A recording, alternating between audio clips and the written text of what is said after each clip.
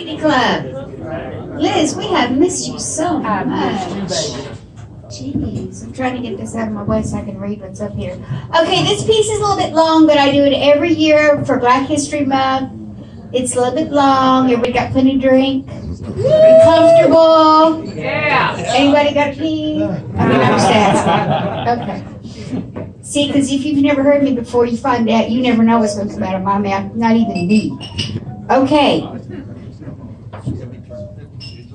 I don't care if you're the lily whitest from a field of the lily brightest and your ancestry is the lily brightest. Black history is about you. Black history is not only about black people or black culture or black heroes or black accomplishments or black reparations. Black history is about the world we live in and have lived in, and mistakes made and heroes unsung in our preparations to be sure that these injustices and these mistreatments and these prejudices will never again be committed. And in light of what has happened, and in light of the neo-Nazis and related idiocies, I stand before you to have submitted that a race of people who were betrayed by their own and against their will traded for gold and in slave ships brought to this country, robbed of family ties, stripped of dignity, stripped of clothes, and stripped of will to live, and owned by folks who attempted to dehumanize unwilling victims for monetary gain, who built the glory of the South on the whip-marked backs of those unfortunate enough to be caught in the giant nets of slave traders and hunters, who were their own people, and for trinkets and shiny coins are bought, still though unallowed to be educated and not recognized as a people, and still though downtrodden, and still though having been tortured and beaten in each black soul, the drumbeat of ancestors sings that these people, these Negroes,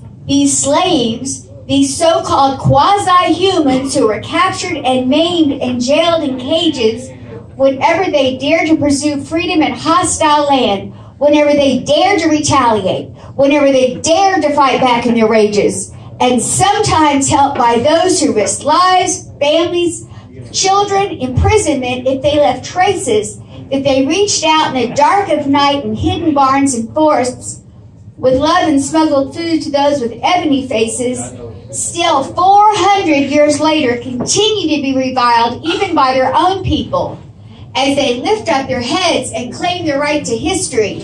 Still 400 years later must overcome overwhelming odds and old ways and antiquated ideas, and it is still a mystery how a people whose great-great-grandmothers were beaten and raped by white slave masters as their families watched in tears could give birth to proud African-American women who have become educators and leaders and judges in later years, and how the great-great-grandfathers who in their youth were ripped from their homeland and survived being chained in a ship infested with disease could sire men who rose to greatness and power and led their people to a new level. And would someone tell me how, please, that no matter how great the effort, no matter how great the humiliation, no matter how great the torment, no matter how great the audacity, the will, the drive, the inner strength, the ambition, the nobility,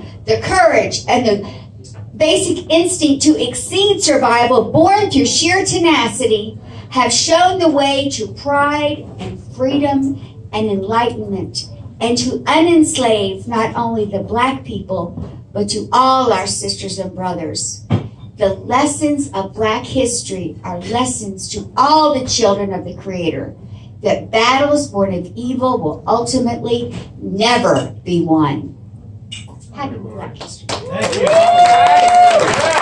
All right now. Sister, you're a couple of weeks early, but we